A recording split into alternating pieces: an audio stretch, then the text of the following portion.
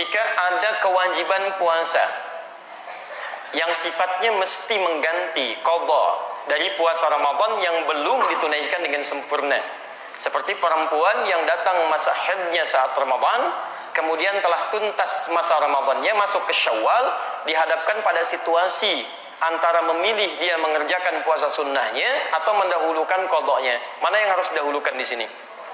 Baik, antum mau jawab silahkan, saya pulang. Coba lihat dulu. Oke.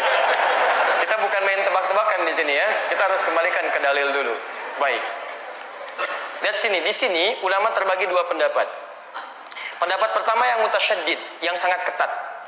Ulama menyampaikan jika terjadi dua situasi, antum punya kewajiban qadha, baik perempuan yang tengah haid pada saat Ramadannya atau pria yang punya persoalan kemudian dia mesti mengqadha karena sakit atau yang lainnya, bertemu di bulan Syawal, ingin memilih antara Syawal dengan qadhanya yang wajib, maka pendapat ulama pertama dahulukan yang wajib. Karena sifat wajib dalam tatanan hukumnya itu di atas sunnah, prioritas dan menjadi hutang dia. Jika dikerjakan berpahala, jika ditinggalkan berdosa dia di situ. Didahulukan kemudian qadhanya, baru kemudian selesai qadhanya dia masukkan atau teruskan dengan sunnahnya yang 6 hari di bulan Syawal itu. Jika dia mendapatinya, alhamdulillah. Jika tidak mendapatinya dengan keinginan dan niatnya, maka pahalanya dituliskan di situ. Paham sampai sini? Baik. Yang kedua, ini mutasahilin, yang agak longgar di sini. Ya, yang agak longgar. Maka boleh kemudian mendahulukan puasa Syawal dulu. Begitu tuntas Syawal, baru kemudian dikerjakan selanjutnya puasa yang qadhanya, yang Ramadannya. Apa pertimbangannya? Dua hal. Pertama, ayat Qur'annya menunjukkan di Al-Baqarah ayat 184 itu, lihat kalimatnya ayyaman ma'dudat. Faman kana minkum maridha aw 'ala safarin fa iddatu min ayyamin ukhra. Puasa tunaikan di beberapa hari yang ditentukan, bulan Ramadan. Tapi kalau Anda sakit yang tidak memungkinkan puasa atau di perjalanan yang menyulitkan puasa, silahkan ganti puasa yang tidak bisa ditunaikan itu di hari-hari lain. Ketika menyebutkan hari-hari lain, kalimatnya menggunakan ukhar, jamak dari kata akhar. Jamak dari kata akhar itu ada dua, satu ukhra, kedua ukhar. Kalau ukhra itu sifatnya terbatas, tapi kalau ukhar sifatnya luas. Maka Sayyidah Aisyah radhiyallahu taala anha itu pernah beliau mengqadha puasa di bulan Sya'ban ketika akan bertemu dengan Ramadan selanjutnya. Maka di sini dijadikan dalil kalau ada orang ingin mengejar Syawalnya dulu, diperkenankan dan dia bisa melanjutkan untuk qadha puasa di hari-hari yang lain pasca bulan Syawalnya. Paham sampai sini? Nah, tapi dari dua pendapat ini, saya pribadi lebih condong pada pendapat yang pertama. Apa timbangannya? Timbangan pertama, hukum mengqadha itu sifatnya wajib. Karena ayatnya mengatakan fa'iddah, hitung bayar menggunakan fa. Fa itu menunjuk huruf yang cepat tanpa jeda. Jadi begitu selesai, Anda punya kemampuan mengqadha, langsung qadha.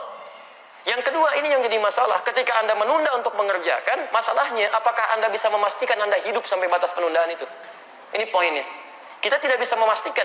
Bahkan ada orang yang ingin taubat saja ketika mau masuk ke ta'lim, baru mau berangkat, Pak, di tengah jalan meninggal. Itu ada di Quran surah keempat, An-Nisa ayat 100. Wa may yuhajir fi sabilillah yajid lahu fil ardi maragaman katsiran was'ah. Wa may yakhruj min baitihi muhajiran ila Allah wa rasulih tsumma yudrikul maut. Ada orang ingin berubah dia, ingin berhijrah, lebih baik dalam pandangan Allah dan Rasulnya, baru berangkat untuk berubah. Ya, dalam masa lalu itu maaf ada yang sampai bunuh 100 orang, pernah mabuk, pernah berzina, dia pengen berubah. Lalu dia berangkat ke majelis ilmu, ingin merubah dirinya. Ada sentuhan dalam dirinya. Tiba-tiba belum sampai ke majelis ilmu, di tengah jalan dia meninggal. Jaraknya cuma sejengkal. Lebih panjang ke tempat tujuannya. Maka Masya Allah, pahalanya dituliskan oleh Allah, surga baginya. Faqad waqa'a ajruhu 'ala Allah. Berangkatnya dihitung sebagai tobatnya, langkahnya dihitung sebagai ikhtiarnya, maka dituliskan pahalanya. Faqad waqa'a ajruhu 'ala Allah. Anda bisa kebayang nggak? Pernah bunuh 100 orang, sering berbuat maksiat, dari mabuk macam-macam. Dia pengen tobat. Dia berubah, belum sampai ke majelis ilmu, diampuni dosanya, dia meninggal dunia.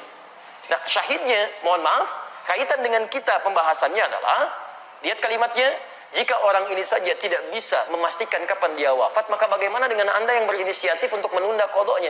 Apakah Anda bisa memastikan Anda hidup sampai selamanya? Belum tentu.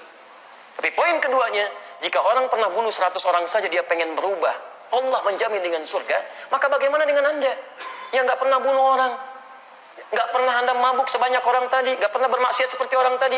Masa sih nggak ada waktu bagi Anda untuk berubah? Dan Anda sudah sampai ke majelis ilmu, dia dapat surga, kenapa Anda nggak dapat? Maka saya ajak semuanya, ayo, yang pernah bunuh orang, pernah bacok orang, pernah lukai orang, pernah macam-macam orang, Tiba saatnya Anda berubah, Anda mau sampai kapan lagi begitu? Kalau dengan keterangan ini, dengan contoh ayat tadi, dengan kisahnya, belum menyentuh Anda berubah, mau sampai kapan seperti itu? Kalau Anda ingin bertahan dalam keburukan, maaf, Anda tertinggal. Fir'aun lebih duluan dibandingkan Anda. Lebih jagoan, dan dia lebih hebat dibanding Anda. Punya bala tentara, pernah mengaku Tuhan, pasukannya dahsyat. Anda siapa? Tidak lebih buruk dibandingkan Fir'aun. Dan Anda punya peluang untuk berubah. Anda pernah jadi pemabuk? Ayo, sekarang saatnya berubah. Anda pernah bermaksiat? Sekarang saatnya berubah. Mumpung ada kesempatan. Dan tidak semua orang soleh sekarang bukan berarti masa lalunya pun baik. Ingat pesan saya. Tidak semua ikan yang gemuk berisi daging seluruhnya. Pasti ada tulangnya. Seperti halnya ikan kurus akan selalu punya dagingnya. Saya pun jangan dianggap soleh. Menurut Allah barangkali aibnya ditutup saja. Sehingga tidak tampak dalam pandangan Anda. Ayo kita berubah. Ya, dan kesolehan itu tidak diukur dengan selalu harus dekat dengan persoalan agama. Mungkin Anda jadi pengusaha yang soleh. Manfaatkan harta Anda untuk meraih surga Anda. Anda punya kedudukan, jadilah punya kedudukan yang soleh. Manfaatkan jabatan Anda untuk surga Anda dan sebagainya. Itu yang coba kita kedepankan dalam kebaikan. Jadi singkatnya jawaban untuk Anda, silahkan Anda bisa lakukan. Qadha itu bukan bisa tapi harus. Bukan boleh tapi harus. Jadi begitu masuk Syawal, saran saya bayar dulu qadha Anda. Setelah selesai baru kemudian Anda kerjakan bagian dari puasa Syawalnya jika itu memang masih ada kesempatan untuk menunaikannya. Jika tidak, maka niatkan sebagaimana Anda puasa, mohonkan kepada Allah, ya Allah, saya menginginkan untuk menunaikan puasa Syawal dan saya punya kewajiban untuk qadha. Mohon berikan kemuliaan ya Allah seperti Engkau berikan kemuliaan kepada orang-orang yang telah mengerjakannya. Dan mohon mudahkan orang-orang yang puasa Syawal sekarang ya Allah seperti Engkau mudahkan orang-orang puasa saat Ramadannya. Begitu mereka puasa karena doa Anda mudah dan ringan, maka Anda mendapatkan bagian dari pahalanya. Paham sampai sini? Jadi coba cari peluang pahala. Walaupun Anda tidak mengerjakannya, tapi Anda mencoba menitipkan bagian kebaikannya. Ibu sedang haid, tidak bisa puasa Syawal, tapi kan tidak menghambat ibu untuk mendoakan pada akhwat yang sedang puasa, supaya mereka mudah puasanya, supaya mereka diringankan beramal soleh. Begitu mereka ringan amal soleh karena doa Anda dapat bagian pahalanya. Dan itu yang tidak ketahuan, mungkin itu yang meringankan kita di akhirat nanti dari kesalahan kita dan memberikan beban berat kita ketika ditimbang di mizan. Semoga Allah Subhanahu wa taala memuliakan Anda yang bertanya tadi dan memudahkan bagi Anda dari Allah Subhanahu wa taala untuk nyaman dalam menunaikan ibadahnya.